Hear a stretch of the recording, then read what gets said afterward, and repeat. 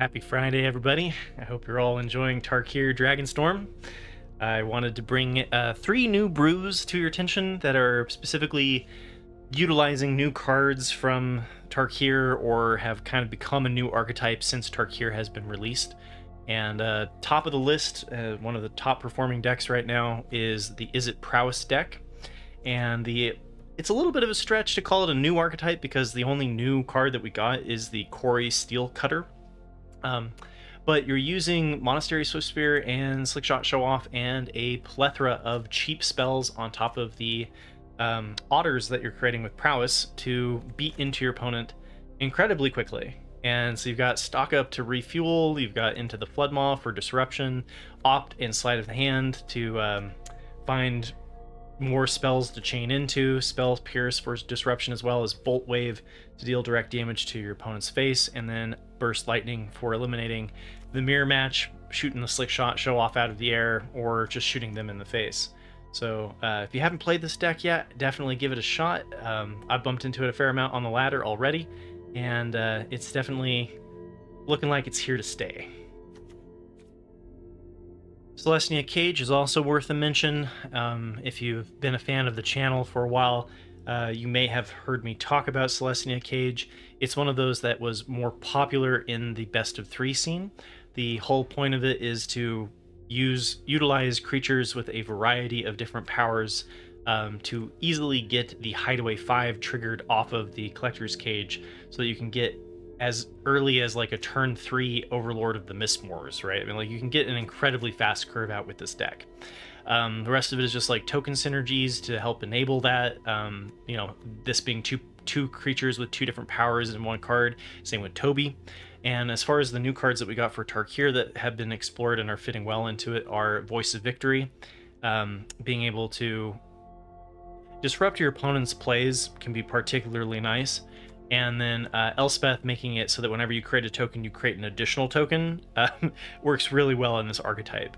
So Elspeth is being seen a lot of play and is a relatively safe craft. Third up on the list is Boros Convoke, and we saw some interest breathed back into this archetype also because of the Voice of Victory. So I think this is going to find play somewhere. It's going to, this is a relatively safe craft. We also have the Frontline Rush, which fits well with the general go wide strategy, being able to give you a burst of damage. And then it also works as an enabler. If you don't have the board, you can at instant speed create 2 1/1 red goblin creature tokens, which also fits with the go wide of trying to hit into the Imidane's Recruiter after a turn 2 Knight Errant of Eos. This one's leaning a little bit further into the War Leader's Call than previous builds. I like it personally. Since we're playing more of the Mobilize instead of the Resolute Reinforcements, we're kind of getting these things that enter the battlefield but then aren't here to stay as much as in the past. And so getting the ETB triggers off of the War Leader's Call, I think, is a pretty nice synergy. And this is probably what I'm going to be doing instead of my meta breakers on Sunday. So on Monday, I'll be doing my best of 1, best of 3 meta review after we kind of see how things have settled over the first week of Tarkir.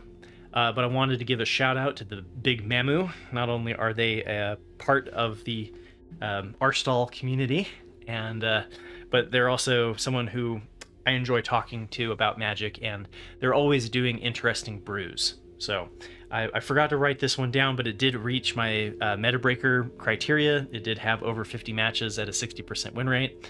The MMR looked a little bit low, not terribly low, but a little bit low.